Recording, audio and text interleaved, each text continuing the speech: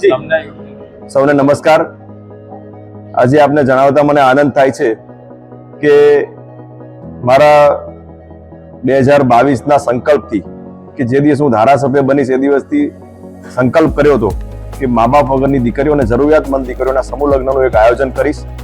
એ આયોજનના ભાગરૂપે આજે આ ચોથા સમૂહ લગ્નમાં અમે પ્રવેશી રહ્યા છીએ।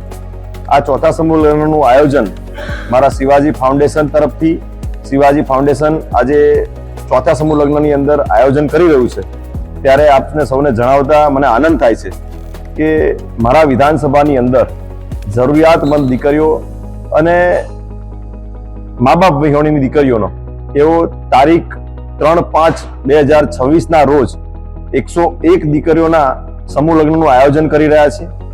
આ આયોજનના ભાગરૂપે આજે મૌધા વિધાનસભાના મારા વિસ્તારની અંદરથી જે ભજન મંડળીની જે બહેનો છે એ 3000થી બી વધારે બહેનો આ સમૂહ લગ્નની અંદર જોડાવાની છે અને એક ડ્રેસ કોડની અંદર આ જોડાવાની સૌ બહેનો આજે આખા સમૂહ લગ્નનું આયોજન કરવા જઈ રહી છે।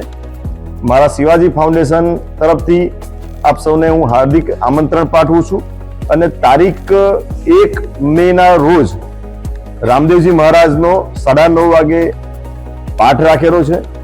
આ પાઠનું આયોજનનું સ્થળ ભારત પેટ્રોલ પંપની બાજુમાં નડિયાદ ડાકોર રોડ આડીનાર ચોકડી રાખેલ છે।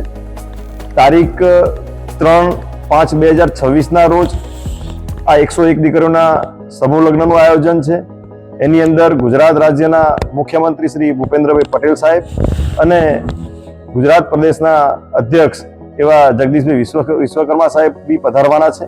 તો આપ સૌને વિનંતી છે કે આપ સૌ અહીંયા આ નવ દંપતીને આશીર્વાદ આપવા પધારો।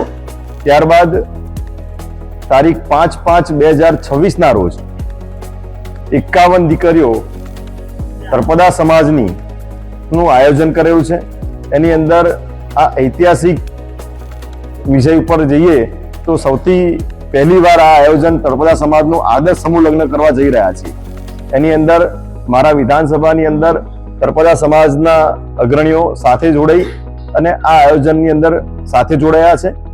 તારીખ 5/5ના દિવસે ગરબાનું આયોજન કરેલું છે અને 7/5/2026ના રોજ આશીર્વાદ આપવા માટે આપણા ગુજરાત રાજ્યના નાયબ મુખ્યમંત્રી શ્રી હર્ષભાઈ સંઘવી સાહેબ બી પધારવાના છે। તો આપ સૌને આ સ્થળ જે બતાવ્યું છે આડીનાર ચોકડી નડિયાદ ડાકોર રોડ ભારત પેટ્રોલ પંપની બાજુમાં આ સમૂહ લગ્નનું આયોજન કરેલ છે।